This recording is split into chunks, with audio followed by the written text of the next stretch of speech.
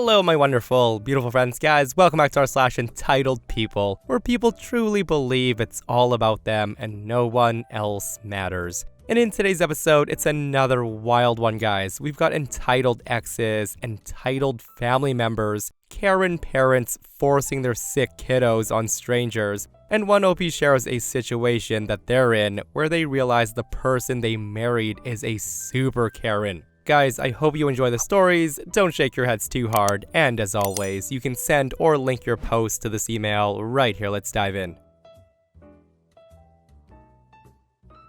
This was years ago when we first began our divorce proceedings. It was an abusive, controlling, very bad marriage. But I was in university when we met, taking courses to get into my now career. I worked through most of my degree, so I was able to pay for myself and my tuition. The last year of my degree, it became overwhelming to work at the same time, so my ex told me that I should quit my job and he would support us. So I thought, okay, great. I quit, and I used my savings to help with my side of the bills. I also did all the household chores and made sure I held up my end of things.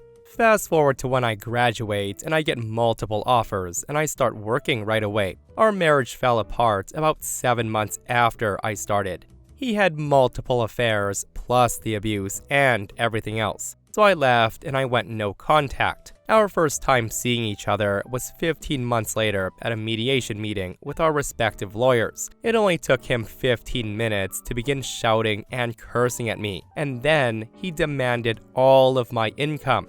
His reason being is, quote, she would be nowhere without me. Without me suggesting she quit her job and focus on her education, she wouldn't be in this position she's in. I gave her her career and I only helped with the expectation that I would be reaping the benefits of her salary for the foreseeable future. The entitlement, right? Basically, both lawyers were dumbfounded and his scrambled to get him to stop talking. I still chuckle to myself when I think about that meeting. As terrifying as it was at the time, it's funny to think about now. So yeah, that's my little story of how my entitled ex-husband thought that I owed him my entire income for the next 5 years. First off, I just want to say that I'm glad OP can find humor in that situation now that she's had time to heal. Good frickin' riddance is what I say. Secondly, oh boy, the self-entitlement of some people knows no bounds. You are nothing without me, so just give me all the money that you're making now since you're working. Like, do some people seriously not hear themselves when they talk? And for all who are wondering how the ex's lawyer scrambled to defend that situation, they write, he went into panic mode and tried to explain to him that that's not how it works at all. The meeting promptly ended and the lawyer fired him as a client. He went on to represent himself through the rest of the divorce. So this isn't my story. My grandfather told me this story. My grandfather was friends with a guy in the 80s who tried to be a good husband and father to his family. But his wife was crazy and his younger son was a complete jerk. To make things easier, I'll refer to the father as PF for poor father because of how things played out for him. The ex-wife will be called Karen and the jerk son will be Jason. There is also an elder good son, Jacob, but he doesn't have a big part in the story. So anyways, the poor father's wife was absolutely crazy. She was physically and verbally abusive, also narcissistic, absurdly entitled, and self-destructive on top of it. She refused to seek help for any of it, and instead, she would just pass the blame to say it was all poor father's fault and spread lies about him to anyone who would listen. And only his good son ever really sided with him. Eventually, poor father reaches his limit on the abuse from Karen and he filed for divorce. During this time, his wife began making up blatant lies and allegations of battery. His youngest son also refused to even be a witness in his defense. This resulted in his wife getting the house and many other things in the divorce. However, she still wasn't done with him. Poor father moved over 100 miles away with his good son deciding to move with him, but Jason sided with his mother and stayed with her. Not long after the divorce, she went completely psycho. She would do things to frame poor father to make people think that he was stalking and laying hands on her. She would come running out of her house in the middle of the night screaming, saying poor father was inside her home and attacking her. She even ransacked the house and she hurt herself to make it look more convincing to police. This, of course, made life living hell for poor father. He got arrested multiple times on charges of assault. However, he was able to prove his alibi a few times because he was a 2-hour drive between his and his ex-wife's house. This resulted in his ex-wife being investigated for her crazy. This finally made her stop. She sadly didn't face many consequences for lying to police. Eventually, the good son moves out to start college, and not long after, Jason calls his father, begging him to let him move in with him because his mother was making him crazy. Jacob claimed that he was sorry for not sticking up for his dad during the divorce, and he wanted to make amends.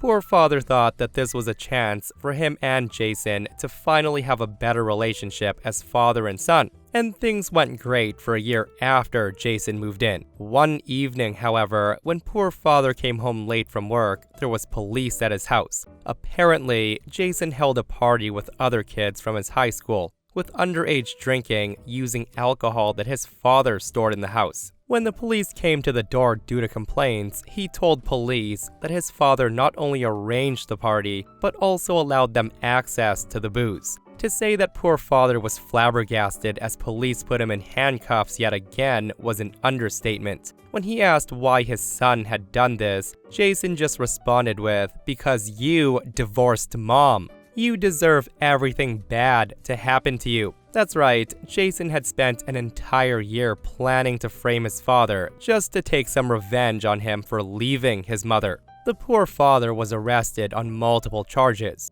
Police couldn't prove that he orchestrated the party, but he couldn't disprove it either, as he wasn't home the entire day. So he was hit with a citation and he had to go to court to make his case. Shortly after the incident, Jason went running back to his mom. As far as I know, poor father pretty much cut contact with them both, but the damage was done.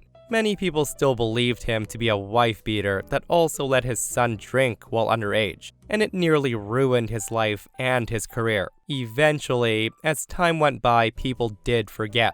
But poor father still had a decade of his life ruined by his own family. Yeah, reading this post, I can't imagine how poor father felt when his own son betrayed him like that, guys. Like, what a punch to the gut. I just hope his ex-wife and younger son eventually got some karma coming their way because what they were doing to that poor man was horrible. I also hope the younger son realizes one day that mom was indeed the one painting dad in a bad light when she was the problem. But yeah, sadly it does happen a lot, guys. Like, I used to work with this guy whose wife did the exact same thing to him. Like, the day he filed for divorce because he caught his wife cheating on him was the day his wife also decided that she was going to ruin his life. And listen, you guys know that I never ever condone violence or ill will towards anyone. I'm just sharing this comment that a lot of people seem to agree with. This person says, that kid and the wife should be hit by a train. Let me know your thoughts on that comment.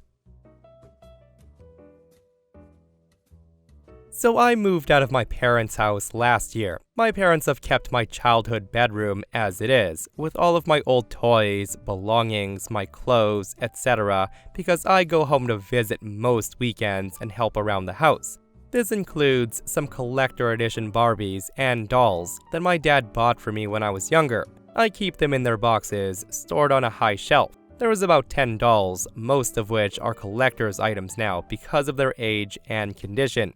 I haven't thought about selling them because I just like keeping things that my dad bought for me. Well, this past weekend, I was visiting my mom, and she brought some of her friends over. One particularly entitled friend, who we'll call Jane, brought her granddaughter, a 5-year-old. I told my mom to not let the child in my room after a bad experience with kids taking my belongings and breaking them. Anyways, I was downstairs, kind of hanging out with everyone. Eventually, I hear Jane taking the granddaughter upstairs. I then heard them opening doors and talking. I didn't go upstairs right away until I heard her say something about dolls. So that's when I went upstairs and I asked them both to leave my room. but Jane was already in my closet at this point and she was pointing at the dolls. Of course, she pointed at the boxes of Barbies. She then pulls one off the shelf and she shows it to her granddaughter and proceeds to start opening the box, and she told me that she wanted to play with it. When I stopped her and told her, no, it's in the box for a reason, she seemed really irritated at me and she hands the box back to me.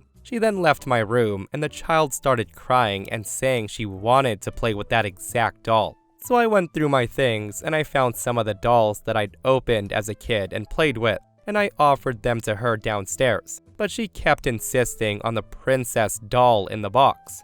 Now, they didn't go back upstairs, but it did leave me feeling a little anxious about my room. My mom's telling me to put a lock on my door because Jane visits often and she tends to wander around the house. But I'm baffled that she would go into someone's house and think it's okay to start going into bedrooms and touching people's stuff. I'm also from South Asian background, by the way, and this tends to be the attitude of some older women. They don't understand collectible culture or sentimentality to gifts. They think that they're able to do whatever they want, whenever they want, and open whatever they want. We installed a lock this morning on my bedroom door, and my mom warned her friend to not go in my room in the future. I also live in a very small condo. It's not big enough for me to bring all my belongings there. I've left a lot of clothing and personal items with my parents. Yeah, in my opinion, forget locking the door at all, OP, because mom should tell Jane, until you can learn to not snoop around my house, you will not be welcome in my home. Because you know what it is, right? Like, it's OP's collectibles today, and maybe another day, it could be mom's jewelry or her precious keepsakes from her bedroom. That said though, like, I could never fathom in a million years going into someone's home and just snooping around their bedrooms and closets. Like, where are your frickin' manners, lady? And this person shares their comment. They say, as someone from India, yes, it happens a lot. The last time my uncle came, his kids tore my register containing group theory notes to make paper planes and other paper stuff without asking my mother. They just decided among themselves that that's probably not that important. When I came back and I saw all my notes all over, and when I confronted my uncle and his wife, they actually got mad that I wasn't respecting them enough. And if it was that important, that I should have taken them to college with me, as if it was my fault. Even when my mom confirmed that she didn't give the kids permission to go through my shelves and desk, they stayed adamant that it was my fault and not their bratty kids' fault. Almost a year ago since that happened, and I've never talked to those people again. This happened a few years ago. My son was in his first year of preschool, and almost on a daily basis, I volunteered in his classroom. My great aunt happened to be my son's teacher. On this particular day, it was very cold outside, and we were in the middle of flu season. This one child came in, and in a sea of children, it was not obvious that he was sick. It was only when his mother had left and the boy was sitting at the table for breakfast that we could tell that he wasn't feeling well. I'll call him Nice Kid because he really was a sweet boy. The nice kid looked pale and he had a runny nose. So I went over to him and I said, "Hi, how are you? Did you enjoy the snow day yesterday?" The kid says yes, but he said it really drowsily. I ask, "Are you feeling okay, bud?" He says, "Not really." I then reached out and I placed my hand on his forehead and the poor boy was on fire. At this point, I call my aunt over and I say, "Hey, I think this kid's sick. He's really hot." My aunt gets a handheld thermometer and took his temperature. It was 102 degrees. 38.8 degrees Celsius for anyone who uses Celsius. The school didn't have a nurse on site, so we took the boy to a small lobby. I gave him a cup of water to sip on, while my aunt calls his mom. My aunt gets a hold of her and she says, "Hello, Miss So-and-so. This is Aunt from Nice Kid School. I need you to return my call as soon as possible. Your son has a 102-degree fever and he can't be at school when he's sick. Please call me back at this number." We continue to call her periodically, and finally, after about 30 minutes of trying to get a hold of her, she got through. And this is the following conversation. My aunt says to her, "Hi, I'm so glad you picked up. Listen, your son is sick. He's got a 102-degree fever. We need you to come pick him up." And this is when the boy's mother says, "Yeah, I know he's sick. He's had a fever for 2 days now, but I don't have anyone to watch him. I'm already 45 minutes away, and I'm late for my lunch date." My aunt says to her, "I understand you have plans, but I think your son's a little more important. If you knew he was sick, then he should have never have come to school. I'm sorry, but you have to come pick him up." That's when Karen says, "Well, he's gonna have to wait until I'm back in town. I'm gonna be a few hours. Just let him nap somewhere in a corner or something. He'll be fine." At this point, my aunt tells her, "Ma'am, I think we have a misunderstanding. You need to pick him up right now. He cannot be here." The Karen says, "Like I said, I'll pick him up when I'm back in town." She then hangs up the phone, and my aunt tries several times to call her back with no answer. After another 30 minutes, the nice kid's temperature has jumped to 103 degrees, and he's acting very lethargic. At this point, we all decide to call an ambulance. Within 10 minutes, the kid's loaded into the ambulance, and he's on his way to a hospital. After this, I took my son home, and we stayed home for a few days, just to ensure we didn't catch whatever the kid might have had. Now, my aunt's not allowed to tell me what happened to Karen after this, but I do know that CPS got involved and the kid did recover. From that day on, his grandparents were the ones to drop him off and pick him up. I've not seen nor heard from his mom since. Yeah, I think it's safe to say that Karen might no longer have custody of her kid. Like, this is how to lose your child custody 101. And honestly, guys, this post makes me so freaking mad. Like, you would rather go for lunch than to stay home and take care of your sick child, Karen? Like, some people are super duper unfit parents, and this person comments, "I used to be a school secretary, and one day, I called a parent because a kid had a fever of 101. I got a dad who then said he relapsed because he stayed up all night playing video games, so he can just stay there where he belongs. I just told him, sir, he can't stay in school with a fever over 100. If someone doesn't pick him up, we'll consider it child abandonment and contact CPS. The dad then picked the kid up." Some frickin' people, guys, right? And if you thought that was over the top, listen to this post. So for some context, in my early 20s, I ran a free after-school program for kids out of a community center. This program was for kids ages 8 to 12 whose parents were currently undergoing a messy divorce. With the kids, myself and another volunteer discussed handling anger, prepared them for joint custody, changes in finances, what alimony and child support were, etc. At the time, we were a few weeks into the class. I had 8 kids who were attending, and 8 is a great number, because do you know how many things come in packs of 8? It meant I bought stuff in those 8 packs so each kid would have something, and I didn't waste money on spares. So this one afternoon, the kids are coming in, and this one parent that I haven't met with an unknown kid comes by, and she sorta drops the kid off without another word to me or her child. It's been a few years, but here's the conversation I remember. I just say, ma'am, what are you doing?" The entitled mom responds, "What?" I say, "Hi, I don't think we've met. Your son's not enrolled in this class currently. You can't just drop him off with me." She then says, "I was told this class is free." I say to her, "Yes, it is, but it's not a daycare. You have to enroll your child first and at the beginning of the term. I can't just watch any child who comes by. There are things I need to know, like allergies, emergency contacts, and, his name." The woman then says, "Well, you can ask me right now." I tell her, "I'm sorry, but the class is starting right now, so I can't. But you can enroll him in the next term. You can find information on how to do that at so-and-so."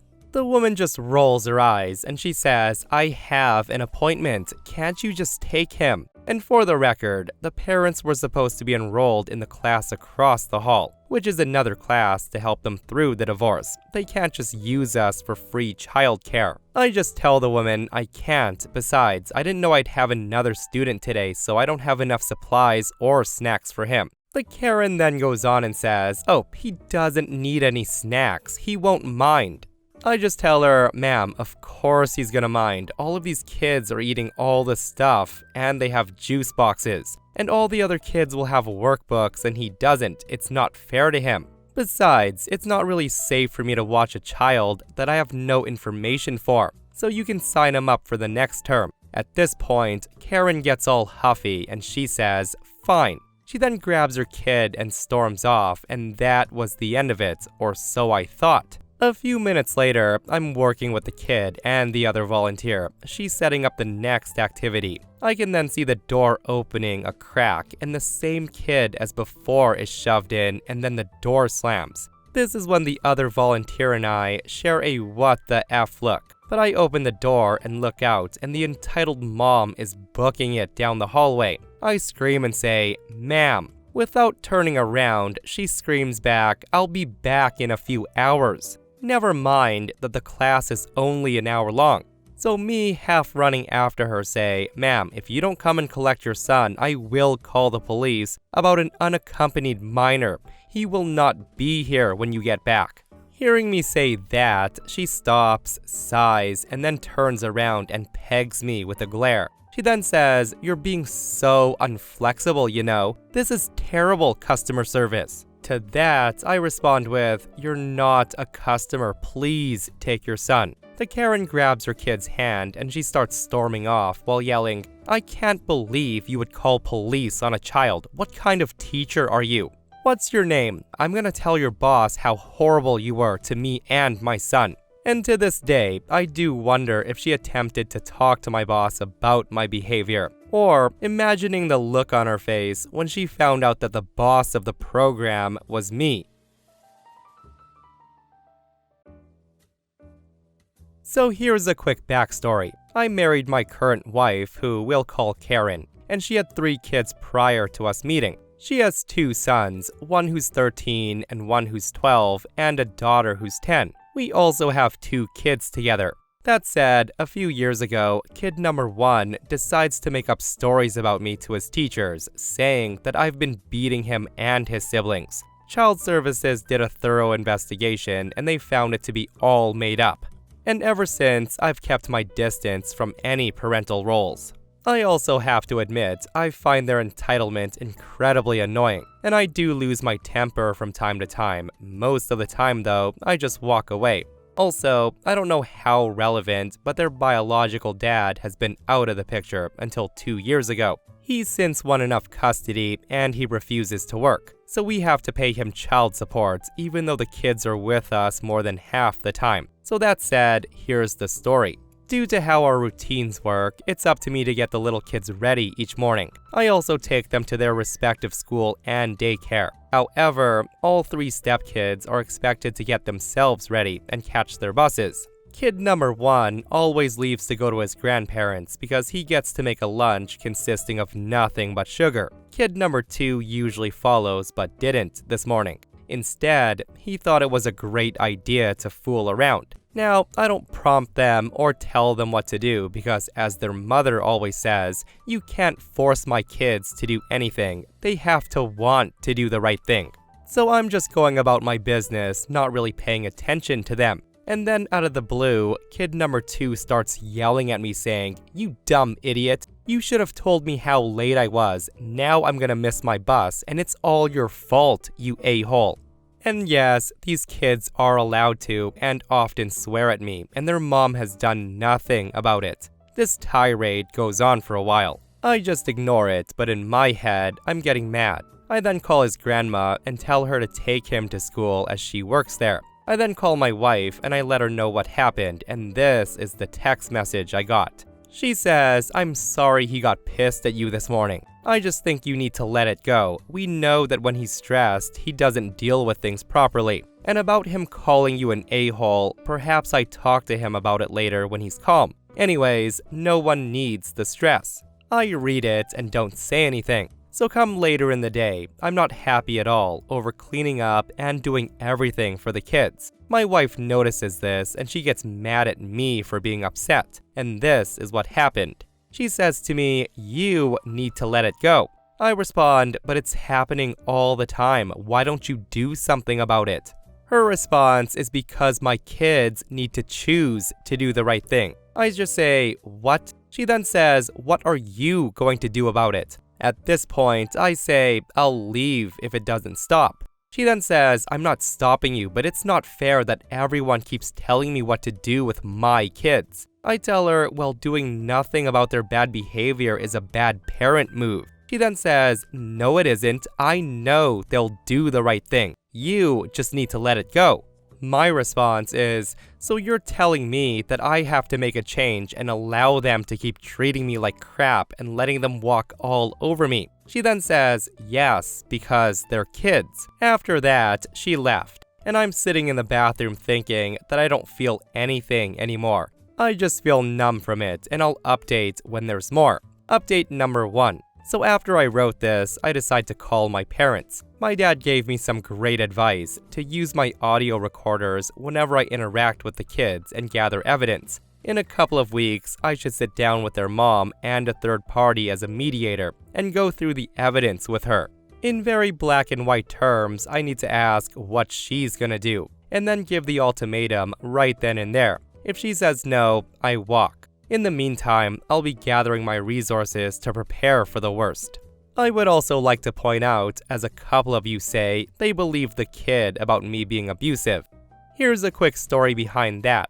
The way our house is designed, the kids' room is at one end and our shared office space is at the exact opposite. I was in the office with the mom working on something. The kid number 1 didn't know that I was in there. He then starts throwing himself against the door and yelling, "Oh my goodness, stop hitting me." I just looked at my wife and both of us recorded it on our phones. What the kid wanted to do was get his mom to break up with me because at the time, I was enforcing a chore chart. Update number 2. So today, the wife and I had another blowout, all over me standing up for the boundaries I've put in to protect myself. It was about an hour of her justifying to me that her kids can say whatever they want to me and that I'm lucky they aren't ones to hit me. My wife then got angry with me for having a verbal discussion in private with her in our own home, all because she can't put her thoughts together properly. Me, trying to make sure I haven't missed anything, then said, "Maybe we need marriage counseling." Her response is, "If you think counseling is needed, you can go by yourself and fix you. There's nothing wrong with me. Thank you very much." And seriously guys, I know my rose-tinted glasses have splintered by now. All I see is an entitled, spoiled person that shares my last name and is raising my kids. I'll be seeing a lawyer this week and organizing my physical needs. I'll keep you updated. Last update. So where I left off, I was looking into a lawyer and I ended up leaving, and wow, the gaslighting that came from that. As you all know, we have 2 kids together, and she has 3 kids that have since gotten progressively worse, and she's allowed them to get worse. During the stage where all the fun adult planning had to be discussed with the split, she decides that she would keep saying, "My boys deserve to be in a house with their mom," hinting that she'll take the house. She also says, "Since it's your decision, you need to go, and you need to work out the financial side of everything," which includes daycare and school fees for the boys. I just said to her that I'll pay half of their needs. Anything extra needs to be agreed upon prior to any decisions. And that did not go down well. She then said, "The kids deserve to be able to do what they want when they want." My response was, "Yes, if they earn it and we can jointly afford it." She just tells me I'm being greedy with my budget, that if she managed my money, they could do whatever she wanted them to do. And yes, she did let it slip that she wanted them to do things. Anyways, moving forward, I have my kids in the morning and afternoons. With all the things we've gone through lately, the boys are so well adjusted, and I honestly can't get over how well they're dealing with it. I'm still waiting on court dates, so I hope the legal side of it goes well, as I don't think I can take any more hits this year. Let's hope for a win. What a roller coaster that was, guys, and OP never did come back with an update after this, so I do hope that all went well. But yeah, just reading this post, I'm surprised OP didn't snap sooner. And how he didn't recognize things before he tied the knot and had kids, I have no clue. Like, it couldn't have just been an overnight thing, right? But again, maybe OP just put up with it, and it just built and built and built until he couldn't take it anymore. Like, you can only handle so much of someone else's kid crapping all over you and showing no respect. And with the mom refusing to do anything about it, I don't blame OP one bit. Guys, let me know your thoughts on this post. And that, my friends, brings us to another end of our / entitled people. Guys, I hope you enjoyed today's stories. If you did, hit that thumbs up. And if you're not subscribed, consider subscribing so you don't miss these crazy stories. And if you missed the last episode on the channel, it's an r/ entitled people episode, another one where psycho Karens are wishing OP's grandma passes so they can have money. It's such a wild episode, so go check it out if you haven't, and myself and Stevie Boy will see you guys in the next one. We love you.